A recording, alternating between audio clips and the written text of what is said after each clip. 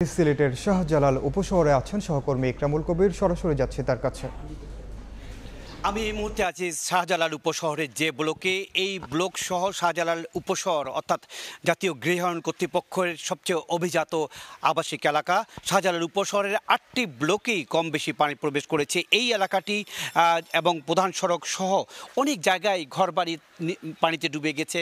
শিক্ষা প্রতিষ্ঠান রয়েছে, কিছু ব্যবসা প্রতিষ্ঠান রয়েছে, সব জায়গায় কিন্তু পানিবন্দী হয়ে গেছে। আপনি দেখতে পাচ্ছেন যে এখানে প্রায় হাঁটু পানি, কোনো জায়গায় কোমর পানি, কোনো জায়গায় আরও বেশি পানি। এই পানি কিন্তু আজকে সারা রাত্রি বৃষ্টি হওয়ার কারণে কিছুটা বেড়েছে, কিন্তু তার আগেও প্রায় 3-4 দিন ধরে এই এলাকায় জলাবদ্ধতা বা পানি উঠে গেছে। সুরমা নদীর পানি গতকালকে দুপুরে বিপদসীমার নিচে নেমে গিয়েছিল, কিন্তু সারা রাত বৃষ্টি 214 মিলিমিটার বৃষ্টিপাত হয়েছে এবং সকাল পর্যন্ত 226 মিলিমিটারও বেশি বৃষ্টিপাত হয়েছে, যার কারণে সিলেটের বেশ কিছু এলাকা, প্রায় শতাধিক এলাকায় পানি বন্দী হয়ে পড়েছে মানুষজন। সিলেটের 42টি ওয়ার্ড রয়েছে। সিলেট সিটি কর্পোরেশন এলাকার 42টি ওয়ার্ডের মধ্যে অধিকাংশ এলাকার মানুষই এই দুর্গতির মধ্যে পড়েছেন এতে। এবং এছাড়া আরও যেই উপজেলাগুলো আছে, প্রায় 60টি উপজেলা পানি এখনও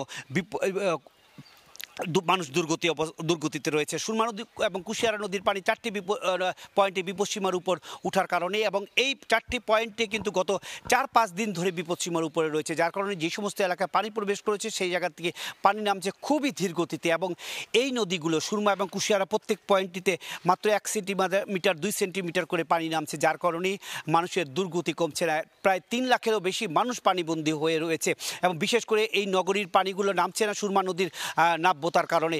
এবং সুরমা নদী খননের ব্যাপারে বারবার তাগিদ দেওয়ার পরেও সুরমা নদী তেমনভাবে খনন করা হচ্ছে না।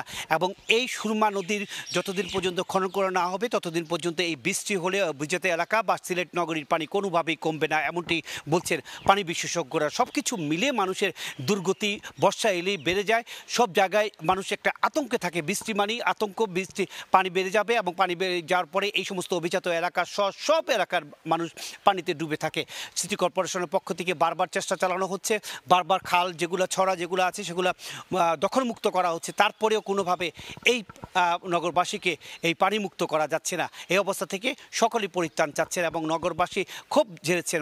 নগরবাসী যেখানে ক্যামেরা পেয়েছেন সেখানে এসে তাদের ক্ষোভের কথা জানিয়েছেন। মোটামুটি এই ছিল গত কালকে সারা রাত্রে বৃষ্টির ফলে যে আবার নতুন এলাকা প্লাবিত হয়েছে তার সবশেষ খবর।